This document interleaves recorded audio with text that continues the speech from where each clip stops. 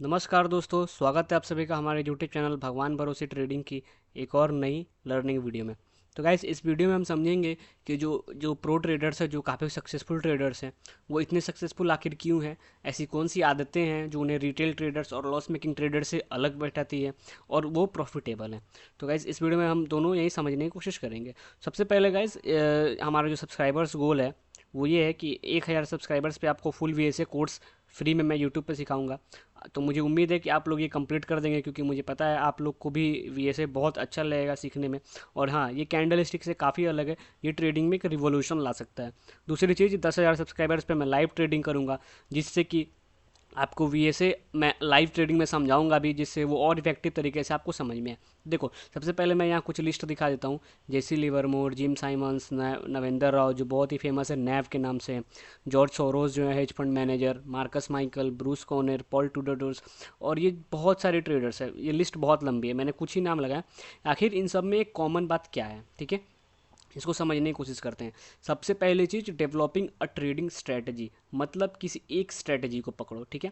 अभी क्या होता है, मैं आजकल बहुत देख रहा हूँ, डाइवर्सिफाई हो जा रहे हैं लोग। मान लो कि किसी ने कैंडल स्टिक किया और उस पर प्राइस एक्शन कर रहे हैं, ठीक है, EMA लगा के, एक्सपोनेंशियल मूविंग एवरेज। एक महीने तक करा, प्रॉफिट लॉस हुआ, उसने फिर चेंज कर दिया, फिर वो RSI पे आ गया। 2-3 महीने करा, चेंज करके इलियट वेब पे आ गया, फिर वो कुछ और पे आ गया। तो कैसे, ये गलत चीज़ें हैं। यहाँ पे एक चीज़ करो, एक चीज़ पकड़ो, उसके बारे में पूरी रिसर्च और एनालिसिस करो, उस एक स्ट्रैटेजी के बारे में पूरी तरह से। मैं VSA करता हूँ, और हाँ, मैं आपको VSA की पूरा चीज़ सिखा दूंगा, खाली मेरा सब्सक्राइबर्स कंप्लीट हो जाने दो, ठीक है। VSA में करता हूँ, इसके ऊपर पूरी रिसर्च एनालिसिस करो, ठीक है। उसके स्ट्रैटेजी के फॉर्मुलेशन समझो कि ये स्ट्रैटेजी कहाँ काम करती है, क्यों काम करती है, कैसे काम करती है और कब काम करती है, ठीक है। ये पूरी चीज़ समझो, एक स्ट्रैटेजी पे पूरी चीज़, और कंटिन्यूस ऑप्टिमाइजेशन। उस स्ट्रैटेजी पे लगातार ट्रेड करो, लगातार ट्रेड करो, लगातार ट्रेड कर लो, 1 महीने, 2 महीने, 6 महीने, 1 साल लगातार ट्रेड करो, ठीक है। उसको चेंज मत करो। देखो, टाइम लगाने से क्या होगा ना, वो स्ट्रैटेजी और इवॉल्व होगी, और आपको और समझ में आएगा कि अरे, ये स्ट्रैटेजी में मैंने शुरुआत में ये प्रॉब्लम करी थी, अब ये मुझे समझ में आ रहा है कि ये ऐसे काम करता है। वैसे ही आपको खुद समझ में आने लगेगा। अगर आप उस स्ट्रैटेजी के साथ 6 से 12 महीने बिताते हो ना, खुद समझ में आएगा। तो सबसे पहली चीज़, जो प्रो ट्रेडर्स एक स्ट्रैटेजी को पकड़ते हैं और लगातार उस पर काम करते जाते हैं। दूसरी चीज़ है उनकी रिस्क मैनेजमेंट की टेक्निक। देखो, आजकल जो ट्रेडर्स हैं ना, वो ये चीज़ भूल गए हैं कि रिस्क मैनेजमेंट नाम की भी कोई चीज़ होती है स्टॉक मार्केट में। उन्हें क्या लगता है, 5-10 हज़ार रुपये लेके आओ, ऑप्शंस की निफ्टी एक लॉट खरीद लो, और आज प्रॉफिट हो गया, कल प्रॉफिट हो गया, बन गया मैं प्रॉफिटेबल ट्रेडर। नो, ये गलत चीज़ है गाइस, ये बिल्कुल गलत है। ये मतलब ब्रेन वॉश कर दिया गया आजकल जो इंस्टाग्राम ट्रेडर्स हैं, जो प्रॉफिट फेक स्क्रीनशॉट्स लगा के या कुछ ऐसे वैसे अपना कोर्स बेच रहे, अपना बिजनेस बढ़ा रहे हैं। ये सब आपके दिमाग को वो ब्रेन वॉश कर चुके हैं, जैसे कि टेररिस्ट को ब्रेन वॉश किया जाता है। समझ लो, एकदम ऐसा ही हो गया। तो ऐसा नहीं होता है। सबसे पहले रिस्क मैनेजमेंट चीज़ आती है। मैंने रिस्क मैनेजमेंट की एक बहुत अच्छी वीडियो बनाई हुई है, आप वो देख सकते हो, ठीक है। तो रिस्क मैनेजमेंट में क्या होती है, पोजीशन साइजिंग। गैस, आपको 1% से ज़्यादा रिस्क लेना ही नहीं है किसी ट्रेड में, चाहे कुछ भी हो जाए, चाहे आपका कैपिटल 100 रुपये हो, चाहे 100 करोड़ हो, चाहे कुछ भी हो जाए, आपको 1% से ज़्यादा एक ट्रेड में रिस्क नहीं लेना है। क्योंकि हम हो, चाहे आप हो, चाहे कोई भी प्रो ट्रेडर हो, किसी एक ट्रेडिंग के आउटकम कोई डिसाइड कर ही नहीं सकता है, चाहे कुछ भी हो जाए। वो 50-50 है, या तो वो चलेगी या तो वो नहीं चलेगी, 50% ही चांस है। तीसरी चीज़ है stop loss. Guys, stop loss लेना सीख लो। ये होगा, आपको भी होगा, हमको भी होगा, और बड़े बड़े ट्रेडर्स, मैंने बहुत से इंटरव्यूज़ पढ़े हैं, स्टॉप लॉस आज भी होते हैं। लेकिन हम लोग क्या समझते हैं कि किसी कि प्रॉफिटेबल ट्रेडर्स का लॉस होता ही नहीं है। प्रॉफिटेबल ट्रेडर प्रॉफिटेबल तभी होता है जब वो लॉसेस को एक्सेप्ट करे और प्रॉफिट ज़्यादा करे। तो लॉस लेना सीखो, आप लॉस से भाग नहीं सकते। तीसरी चीज़ है साइकोलॉजिकल एस्पेक्ट्स। देखो क्या होते हैं कि जो बड़े ट्रेडर्स होते हैं, जो प्रॉफिटेबल है, उनके पास इमोशनल डिसिप्लिन होती है। चाहे लॉस हो, चाहे प्रॉफिट हो, वो स्टेबिलिटी मेंटेन कर रखते हैं, अपने दिमाग को अपने कंट्रोल में रखते हैं। इसके लिए आप मेडिटेशन कर सकते हो, और बड़े बड़े ट्रेडर्स की बुक पढ़ सकते हो। दूसरी चीज़ है पेशेंस एंड कंसिस्टेंसी। अभी क्या होगा ना, मान लो कि आपने VSA सीखा, ठीक है, आपका 1 महीने लॉस हो गया, मैं मानता हूँ आपका एक पहले महीने होता ही है, अधिकतर लोगों का होता है, लॉस हो गया। आप झुझला के वो ट्रेडिंग छोड़ दोगे, आप दूसरी चीज़ पर चले जाओगे, जहाँ पे स्क्रीनशॉट दिखाएंगे कि मैं आपको 1 महीने में करोड़ों कमवा दूंगा। ये कंसिस्टेंसी यहाँ पे टूट गई आपकी, आपने एक ट्रेड पे कंसिस्टेंटली काम नहीं करा।